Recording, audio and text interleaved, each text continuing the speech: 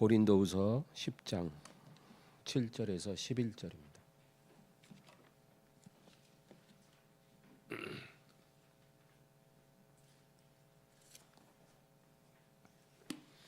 고린도후서 10장 7절에서 11절 합독하겠습니다. 너희는 외모만 보는도다.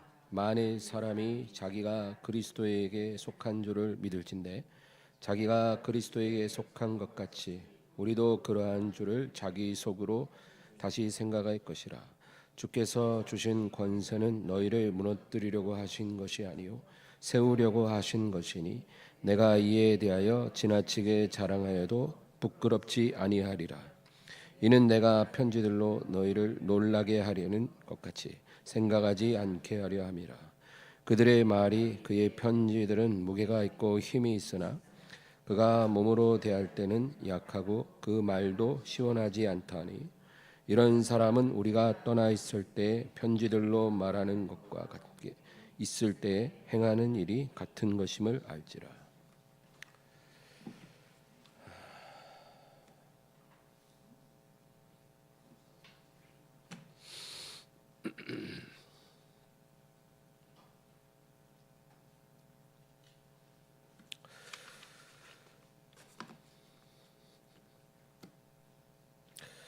오늘은 바울 사도에 대해서 이야기를 나누려고 합니다. 우리가 바울에 대해서 생각할 때 바울을 굉장히 위대한 사도라고 우리는 당연히 생각을 하죠. 베드로나 요한보다도 바울이 더 훌륭하고 대단한 그러한 사도임에는 의심할 여지가 없습니다. 하나님께서는 12 제자들을 귀하게 쓰셨지만 바울을 가장 귀하게 쓰셨습니다. 근데 지금은 우리가 그렇게 바울을 생각하고 있지만 바울이 살아있을 당시에 바울은 그렇게 대접을 받은 사람이 아니었습니다. 교회 안팎에서 엄청난 공격과 오해와 멸시를 견뎌내며 살았던 사람입니다. 근데 이 바울이요, 저는 바울을 생각할 때마다 너무 불쌍하고 참 안쓰럽다는 생각이 듭니다. 정말 마음이 짠해요. 바울은요, 가는 곳마다 공격을 받았습니다. 그 일생이 죽는 날까지 괴로웠습니다. 그는 유대인에게도 공격을 받았고 이방인들에게도 공격을 받았어요. 대부분 유대인에게 환영을 받으면 이방인에게 공격받고 이방인에게 또 인정받으면 유대인들이 미움받고 뭐 이런 식인데 바울은 모두에게 미움을 받았습니다. 그래서 유대인들에게는 이단을 전파한다는 그러한 공격을 받았어요. 유대교의 이단이라는 거죠, 기독교가. 그래서 유대인들이 심지어는 살려두지 못할 자다 그렇게 말을 합니다. 이 자는 살려둬서는 안 된다는 거예요. 너무나 위험한 자다. 그래서 바울을 죽이기 전에는 내가 먹지도 마시지도 않겠다 그렇게 맹세하고 칼을 품고 바울을 추적하는 그런 수십 명의 유대인들이 있을 정도였어요. 엄청난. 여러분 이 스토킹 당해봤어요? 스토킹을 당하는 사람은 엄청 괴롭다고 해요. 대부분 보면 아주 그 진짜 마귀적인 거죠. 그게 그건 마귀적인 거죠. 한 명에게 스토킹 당해도 그렇게 괴로울 수가 없죠. 근데 바울은요 수십 명의 스토킹을 받았어요. 그것도 그냥 좋아서 스토킹하는 것도 아니에요. 칼을 품고 내가 저자를 죽이기 전에는 먹지도 마시지도 않으자 이렇게 생각하는 사람들이 수십 명이었어요. 또 이방인들도 바울을 미워했어요.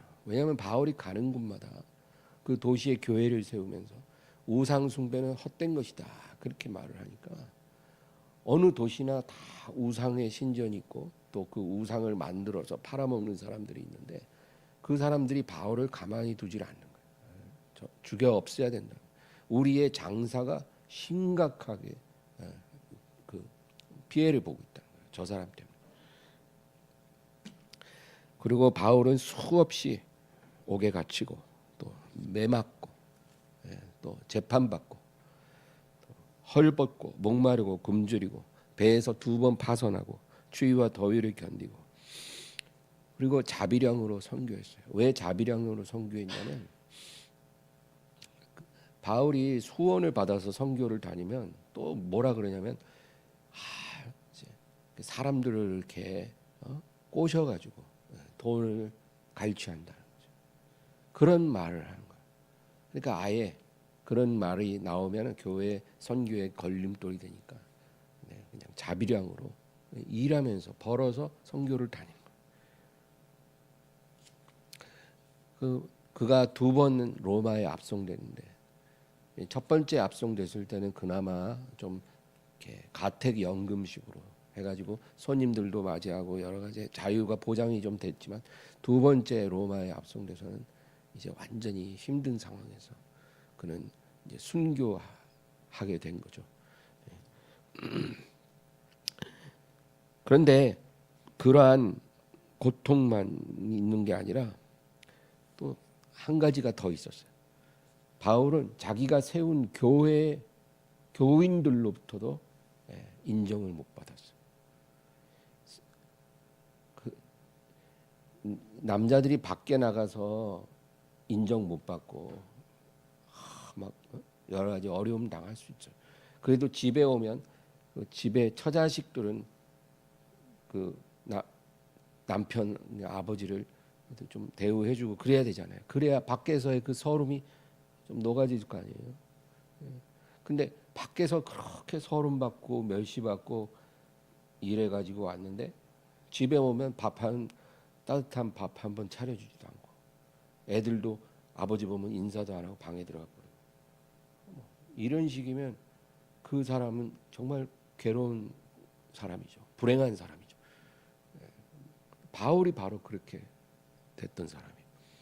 바깥에서 그렇게 매맞고 옥에 갇히고 헐벗고 굶주리고 멸시당하고 모함당하고 그러고 나서 이제 쉴 곳이 어디겠어요? 교회 아니에요. 자기가 세운 교회. 그 교회를 이렇게 오면 바울을 대접해주고 인정해줘야 되잖아요.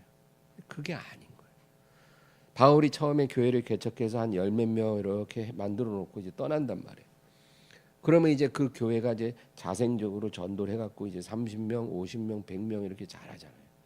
그러면 이제 이 사람들은 바울에 대해서 몰라요. 뒤에 입교한 사람들. 근데 그들로부터 바울이 인정을 받지 못하는 그런 상황이 되었다는 거죠. 많은 교인들이 바울의 사도직을 인정하지 않으려고 했어요. 왜냐하면 바울은 예수님이 계실 때 부름받은 제자가 아니거든요. 그는 교회를 박해했던 자고 스데반을 죽일 때 거기 참여했던 사람. 그러니까 저런 사람이 사도가 될 수 없다라는 거예요. 그게 일리가 있는 말이에요, 사실. 어떻게 그런 사람이 사도가 될 수 있냐고요. 그래서 바울이 내가 그리스도의 사도인 것을 증명할 자는 너희라 그러고 자기가 전도한 사람들을 이제 가리켰잖아요. 바로 너희가 나를 증명하는 증거다. 오늘 본문의 7절을 보면 너희는 외모만 보는도다 그렇게 말해요. 이 누구에게 하는 말이냐면 크리스찬들, 교회 안에 성도들에게 하는 말이에요.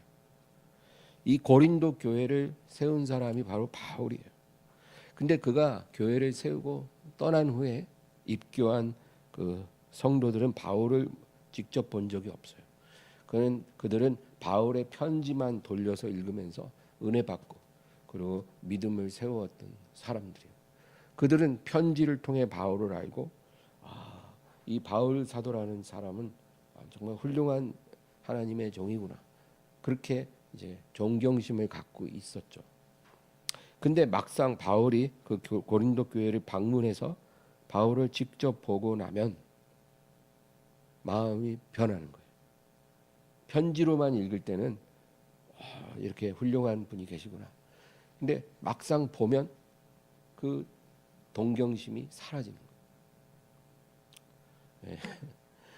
여러분, 왜 실물을 본 성도들이 왜 실망하고 왜 오히려 보지 못했을 때보다도 더 마음이 안 좋아졌을까요?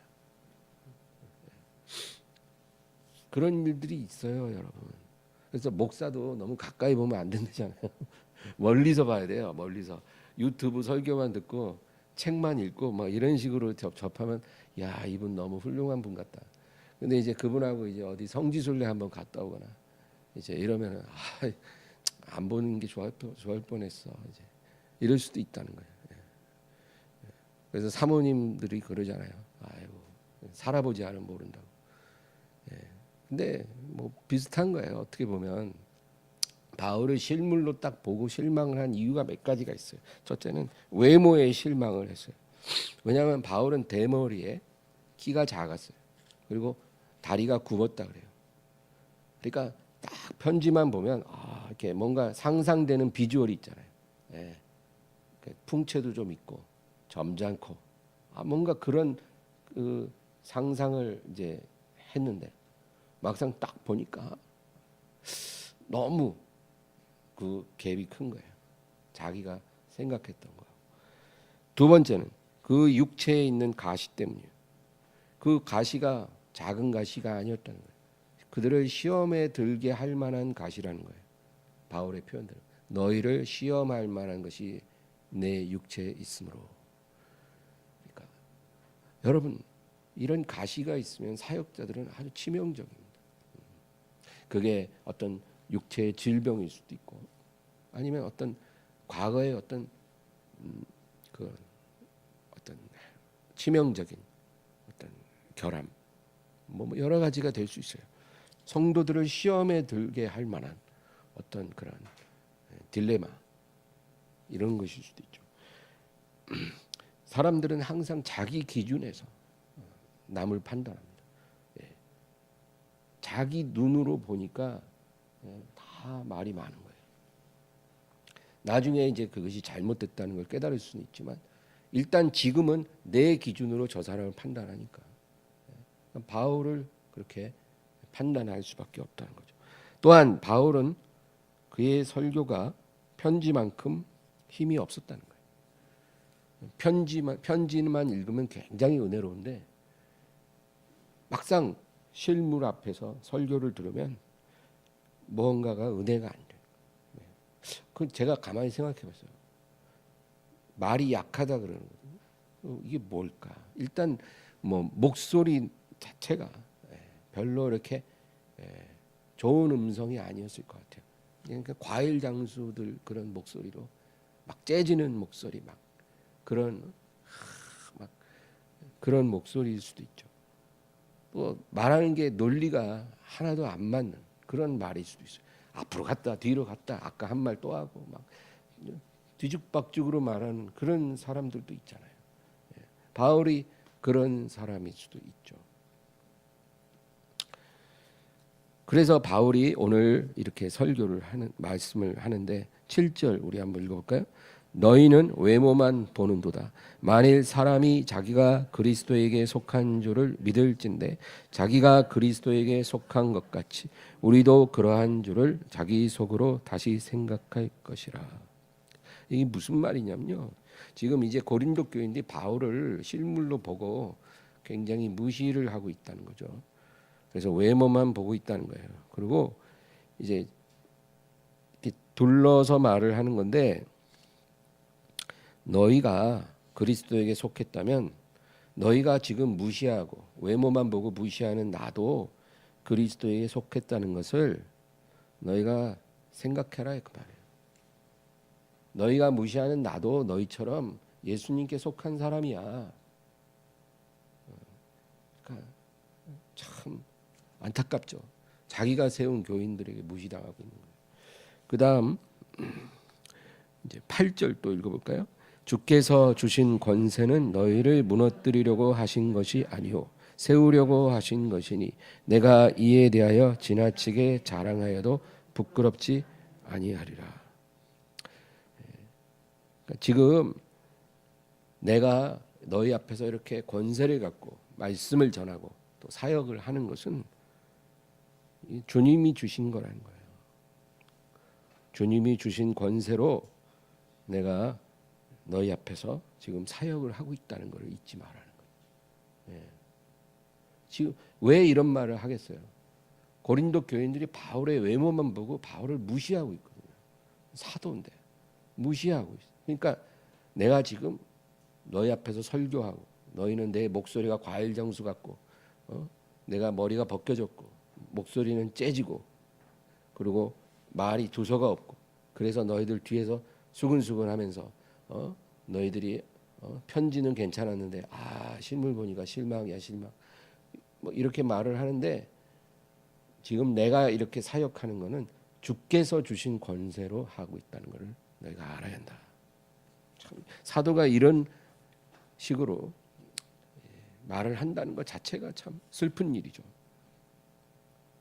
그리고 이제 10절 11절 읽어보겠습니다. 그들의 말이 그의 편지들은 무게가 있고 힘이 있으나 그가 몸으로 대할 때는 약하고 그 말도 시원하지 않다니 이런 사람은 우리가 떠나 있을 때 편지들로 말하는 것과 함께 있을 때 행하는 일이 같은 것임을 알지라. 뭐 편지는 괜찮은데 말은 그렇다. 이런 말 하지 말라는 거예요. 편지하는 사람도 나고 지금 너희 앞에서 설교하는 자도 나라는 거예요. 같은 사람인데 왜 너희가 그런 말을 하냐? 이제. 여러분 저는 바울이 너무 불쌍했어요. 왜냐하면 이 예수님의 12 제자들은 그나마 교회에서는 대접을 꽤 받았습니다.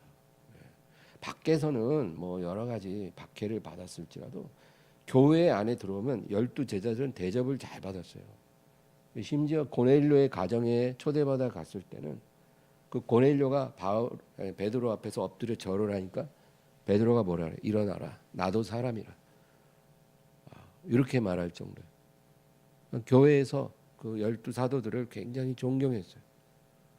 근데 바울을 대할 때는 그러지 않았다는 거예요. 바울은 교회 밖이든 교회 아니든 머리 둘 곳이 없었어요. 예수님처럼.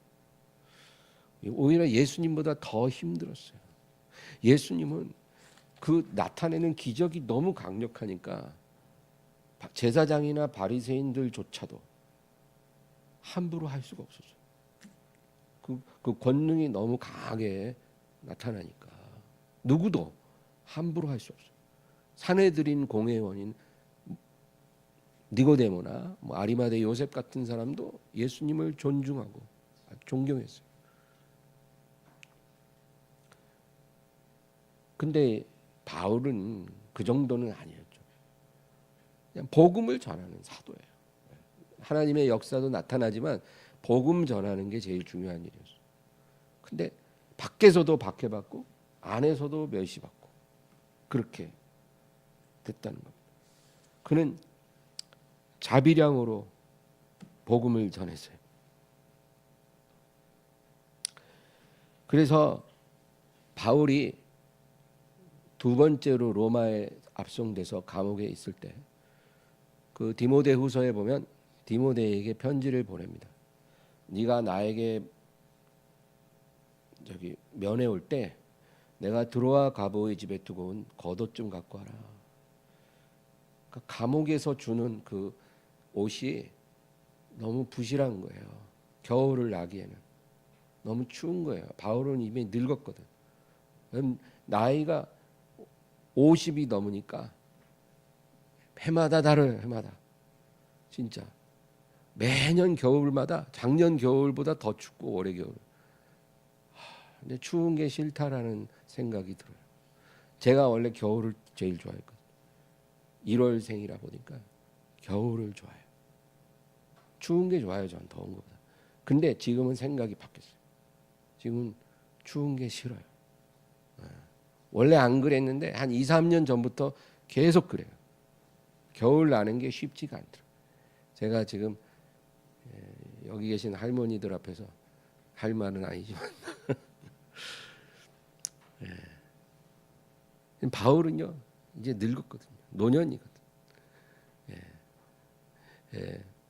너무 추운 거예요. 그래서 겉옷 좀 갖다 달라요.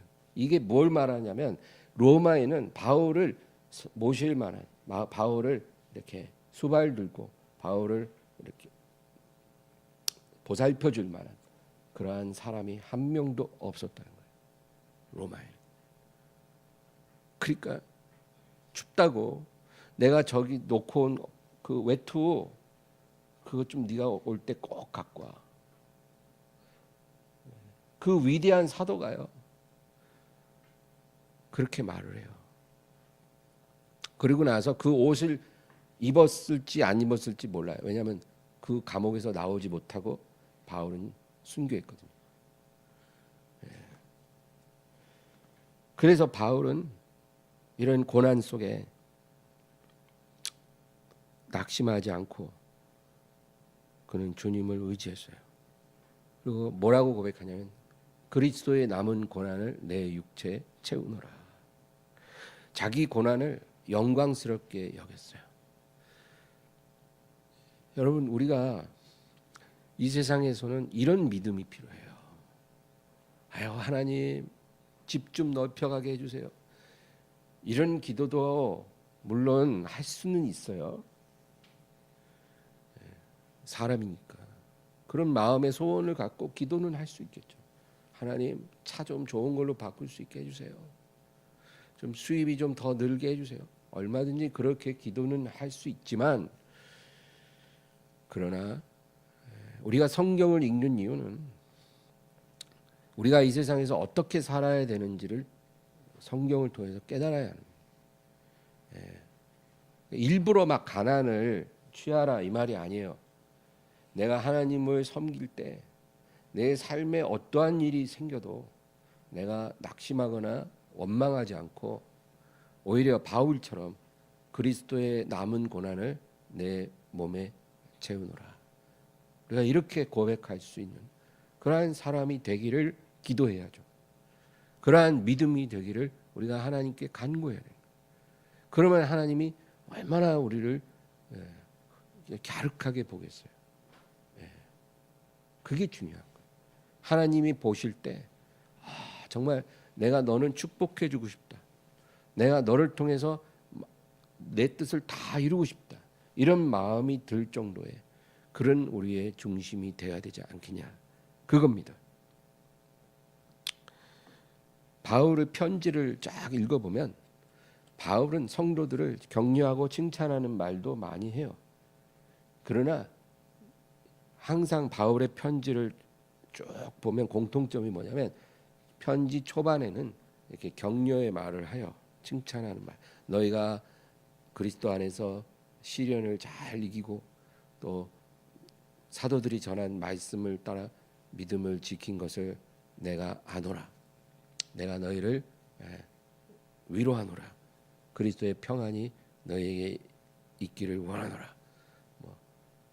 그런 좋은 말을 먼저 해요. 그리고 나서 이제 본론으로 들어갈 때 중반부터 끝까지 쭉 보면 대부분의 내용이 이제 성도들을 권면하는 거예요. 너희들이 이런 부분을 고쳐야 된다. 이렇게 하지 말아야 한다. 그리고 강하게 책망하는 그런 설교를 많이 한다는 거죠. 그래서 바울이 편지를 통해서 교회에 여러 가지로 책망을 많이 하고 하는 이유는 그들이 미워서 그런 게 아닌 거예요. 그들이 온전히 서는 것이 바울의 진정한 기쁨이기 때문에 그리고 그것이 바로 바울을 세우신 하나님의 뜻이기도 하고 그래서 바울은 내가 사람에게 좋게 하랴 하나님께 좋게 하랴 내가 사람을 기쁘게 하는 자였으면 그리스도의 종이 아니리라 이런 말까지 할 정도. 그러니까 사람을 기분 좋게 하려고 내가 너희 앞에서 사역을 했다면 나는 주님의 종이 아니라. 너희가 비록 내 말을 듣기 싫어하고 다 부담스러워하고 괴로워할지는 모르겠으나 나는 너희에게 비록 미움은 받을지라도 나는 그리스도의 종이라는 거예요. 그래서 바울은 늘 사랑하는 자들을 위해서 듣기 싫은 소리를 그는 주저하지 않고 많이 했다는 거죠. 바울 서신을 여러분 읽어보세요. 그런데 바울이 이렇게 성도들을 사랑으로 책망을 했는데 그 내용을 분류를 해본다면 세 가지가 있다는 거예요. 첫째는 도덕적인 죄를 버리지 않는 성도들을 책망했어요. 이게 이제 바울의 첫째 책망의 이유예요. 교회 안에 이제 성도들이 들어옵니다. 예수님을 영접은 해요. 그러나 하나님의 진리를 모르는 거예요.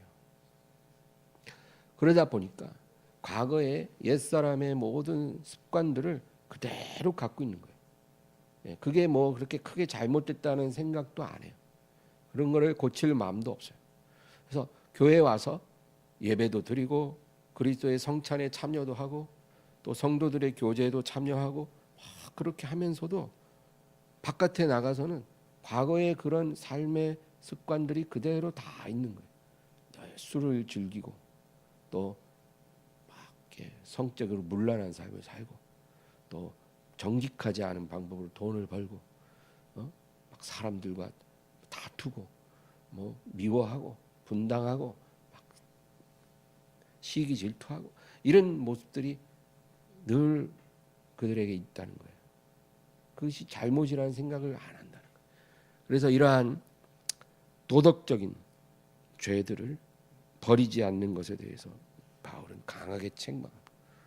너희가 믿음으로 하나님 은혜로 구원을 받았지만 너희가 만일 이러한 삶을 고치지 않으면 너희의 믿음은 죽은 믿음이 된다는 거예요.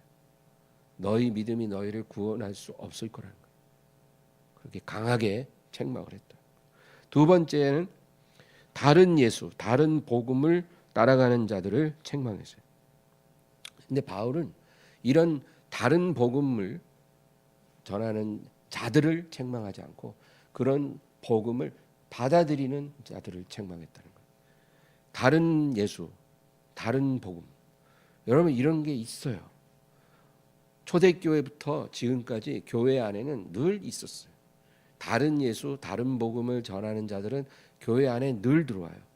이거는 예수님 오실 때까지 계속되는 거예요. 왜냐하면 마치 원수가 밤에 몰려와서 밭에다 가라지를 흩뿌리고 가는 것처럼 마귀가 교회 안에 이런 거짓 가르침을 주는 자들을 계속 뿌리고 가는 거예요. 교회 안에 다른 예수, 다른 복음을 전하는 자들이 있어요. 그래서 이런 자들은 늘 있는 거니까 사탄의 종자들이니까 바울이 그들을 책망하진 않았어요. 그런 다른 예수, 다른 복음을 받아들이는 어리석은 성도들을 책망했다는 거예요. 너희가 어찌하여 사도들이 전한 그 생명의 복음을 이같이 속히 떠나 다른 복음을 따르는 것을 내가 이상히 여기노라. 이런 말씀. 그러니까 희한한 거예요. 진리는 받아들이는 게 되게 더뎌요. 근데 거짓 가르치면 어떻게 이렇게 그냥 속속 아주 스펀지처럼 흡수를 해갖고 그리스도를 급속히 떠나는지 이해가 안 된다. 왜 그럴까요? 여러분, 사람들은 자기가 생각하고 있는 대로 말하는 사람을 좋아해요. 자기가 원하는 것을 주는 것을 그거를 좋아하는 거예요. 그래서 제가 가끔 뭐 이런 얘기 들어요. 성도들한테. 아, 목사님 오늘 설교한 거 그거요. 제가 생각하고 있던 딱 그거를 목사님이 오늘 말씀하시더라고요. 그래서 너무 감사했어요. 너무 은혜 받았어요. 그런 말을 해요. 다행이죠. 예. 제가 뭐 그 사람 기분 좋으라고 한 얘기는 아니지만 그러나 그런 사람은 또 어떤 반대도 할 수 있는 사람이에요. 예. 자기가 생각하는 것과 반대되는 말을 목사님이 하면 마음이 딱 다치는 거예요. 아유, 이 교회는 안 되겠다. 딴 교회 가야지. 그리고 유튜브 들어가서 내가 원하는 말을 해줄 수 있는 사람을 찾아다니다가 만나면 이제 거기 홀릭하는 거예요. 예. 그건 굉장히 위험한 신앙이죠, 여러분. 하나님이 주시는 대로 받아서 내 안에 있는 쓴뿌리를 다 걷어내야죠. 그래야 내가 변할 거 아니에요. 근데 내가 원하는 것을 줄 수 있는 말씀을 찾아다니기 시작하면 여러분, 우리는 결국 미혹될 수밖에 없다. 마귀는 그런 자들을 우는 사자같이 삼키려고 찾아다니고 있다는 거예요. 그래서 이러한 다른 예수, 다른 복음을 너희가 따라가기 때문에 내가 너희를 책망한다는 거죠. 초대교회에 두 가지가 있었어요. 첫째는 율법주의적 복음이에요. 그래서 예수만 믿어서가 아니라 할례도 받아야 되고 율법도 지켜야 구원을 받을 수 있다. 이렇게 가르치는 조건부 구원이에요. 이런 식의 복음, 이게 다른 복음이에요. 우리는 예수를 믿음으로 구원을 받아요. 다만 우리의 믿음이 진실하다면 변화가 일어나야 된다는 거죠. 우리가 완전해지지 못해도 우리가 올바른 방향으로 계속 변해가야 하는 거예요. 이건 율법주의가 아니죠. 그러나 율법주의적인 복음은 뭐냐면 구원을 받는 데 있어서 예수를 믿고 또 이것도 해야 된다는 거예요. 반드시 토요일 날 안식일을 지켜야 된다든지 뭘 해야 된다든지 딱 뭔가가 다른 조건이 붙는 거예요. 이런 식이 되면 그것은 율법주의적 복음입니다. 이런 이단적인 가르침이 유대인 크리스찬들에게 많이 퍼졌어요. 왜냐하면 유대인들은 그런 걸 좋아하거든요. 그 다음에 이방인 크리스찬들에게 들어왔던 거짓 복음은 그 반대적인 영지주의적 복음이 있었어요. 영지주의, 그노시티즘이라고 하는 건데, 영지주의적 복음이라는 건 뭐냐면 그거예요. 우리의 육체와 영혼을 분리시켜요. 그래서 우리 육체와 영혼이 다 타락해서 저주받았었는데 우리가 예수님을 믿는 순간 우리 영은 거듭났다는 거예요. 그래서 우리 영이 구원을 받았고 육체는 그냥 그대로 있다는 거예요. 그렇기 때문에 이 육체는 좀 더러워도 괜찮다는 거예요. 아주 궤변이죠. 우리 영이 거듭나고 거룩해졌으니까 이제 우리는 구원을 받았고 우리는 죽으면 천국 가는 거고, 우리의 육체는 이 땅에서는 그냥 낡아지는 옷처럼 그냥 쓰다 버릴 거니까 좀 더러워도 상관이 없다는 거예요. 그래서 성적으로 좀 문란하게 살아도 큰 문제가 안 되고 뭐 여러 가지 마약이나 술 이런 걸로 우리가 좀 즐긴다고 해서 우리 육체가 상하는 거지 우리 영에는 손상이 없다는 거예요. 이런 식의 거짓 복음들. 그러니까 사람들이 예수님을 찬양하면서도 육체적으로 방탕한 삶을 살아요. 그리고 잘못됐다고 생각을 안 해요. 이런 이단들이 초대교회에 있었다. 그 얘기고. 그 다음에 바울이 세 번째로 책망했던 것은 장래의 노하심에서 건지실 예수를 기다리지 않았다는 거예요. 이런 믿음은 아주 병든 믿음이에요. 그러니까 우리가 예수님을 믿고 구원을 받았으면 이제 우리가 가져야 될 믿음은 어떤 믿음이냐면 예수님이 오시기를 기다려요. 구원받은 백성들이 이 세상에서 하늘로부터 임하실 장래의 노하심에서 건지실 예수를 기다려야 돼요. 예수님 다시 오실 것을 믿고 기다려야 돼요. 예수님 오실 때까지 점도 없이 흠도 없이 깨어서 주님을 맞이할 수 있도록 우리 자신을 잘 살피고 그리고 예수님을 맞이하는 그런 성도가 돼야 되는 거죠. 여러분, 이런 신앙이 바로 사도들이 전한 신앙이에요. 특별히 여러분 데살로니가 전후서를 꼭 읽어보세요. 모든 신약 성경이 다 그 내용을 담고 있지만 데살로니가 전후서는 전체가 다 그래요. 다시 오실 예수님을 기다리는 신앙, 이 신앙이 우리 모든 크리스찬들이 가져야 될 아주 핵심적인 그런 신앙이에요. 그런데 이제 그런 신앙이 점점 약해지면서 현세적인 그런 축복, 현세의 행복 이런 것을 추구하는 그런 신앙으로 변질되어 가는 거죠. 그게 바로 살았다 하는 이름을 가졌으나 죽은 자예요. 죽은 믿음이에요. 그런 믿음이에요. 그래서 바울은 이러한 믿음으로 변질되지 않도록 성도들을 책망했어요. 여러분, 다른 모든 우상의 종교들과 기독교의 차이점 중에 하나가 아주 중요한 차이가 있어요. 다른 종교들은요, 다 현세에 초점을 맞추고 있어요. 현세에서 복을 받는 게 그들에겐 제일 중요한 거예요. 그래서 농사가 잘 되게 달라고 신을 모셔요. 장사가 잘 되게 달라고 신을 모셔요. 무병장수하게 달라고 신을 모셔요. 아들이 없는 집안은 아들 낳게 달라고 신을 모셔요. 다른 우상 숭배들은 다 그래요. 그들의 내세관은 아주 막연해요. 근데 기독교는 그렇지 않습니다. 기독교는요, 다시 오실 하나님의 아들을 기다리는 믿음이 제일 큰 거예요. 그래서 하나님의 아들이신 예수가 이 땅에 다시 오실 때까지 우리는 깨어 있어야 되고, 흠도 점도 없어야 되고, 거룩한 백성이어야 되고, 그리고 복음을 땅끝까지 끝날까지 전해야 돼요. 그게 우리 기독교의 중요한 신앙이죠. 근데 기독교가 영적으로 타락하면, 영적으로 잠들기 시작하면 그런 신앙이 조금씩 약해지고 우상 숭배의 그런 특징들이 나타나요. 그래서 현세의 초점을 강하게 맞추기 시작합니다. 이 세상에서 부자가 되고 행복하고 잘 나가고 성공하고 뭔가 원하는 것들이 이 세상에서 다 주어지도록 하는 그런 것에 기독교가 초점을 맞추기 시작합니다. 여러분, 그게 굉장히 달콤하죠. 왜? 우상 숭배랑 똑같은 거거든요.